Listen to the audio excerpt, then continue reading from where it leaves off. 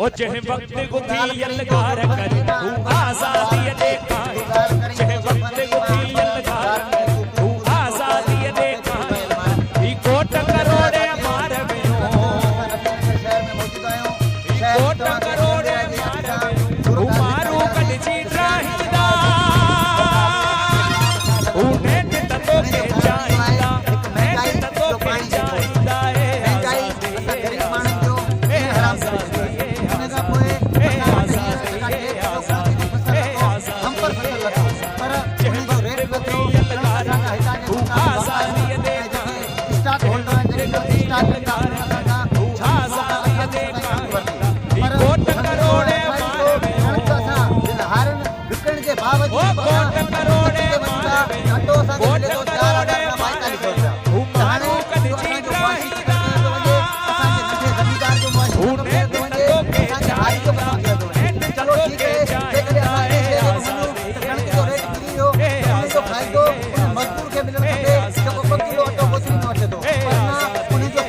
मजदूर के मिलो ना उन्हें हारी के मिलो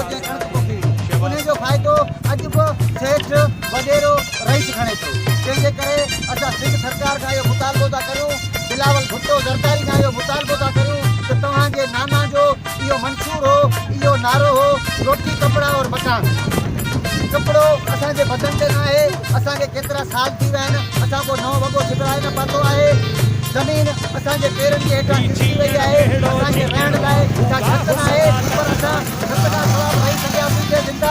असां कपिड़े खां सवाइ ज़िंदा रही सघियासीं पिए पर हाणे मेन मसइलो असांजे जियापे जो आहे अटे जो उहो अटो जेको असांजो सड़क वरिती वई ऐं असांखे 4000 रुपया अटो ॾिनो वञे उनजे करे असांजा जेके ग़रीब तबिको आहे हारी तबिको आहे मज़दूर तबिको आहे उहो ख़ुदकशी करण ते मजबूर आहे असां पंहिंजे चूंडियल नुमाइंदनि खां सिर्फ़ु सरकार जो मुतालबो था करियूं त तव्हां असांखे भले जोर नथो आहे जो तव्हां नौकरी कोन था करियूं तव्हां खां असीं को मुतालबो कोन था करियूं पर घटि मां घटि ही हारी जेको असांजे मुल्क में कर्ज़े जी हॾी हैसियत रखे थो उन हारी खे एतिरो त ॾियो जो हू ज़िंदा रहे ऐं हू ज़िंदा रहंदो त तव्हां बि ज़िंदा रहंदा जे हारी जो मुआशी ख़तमु थियो हारी ख़ुदकशी कई हारी बुखे फसादी जो शिकार थियो त पोइ समझी पूरो इलाइक़ो बुखे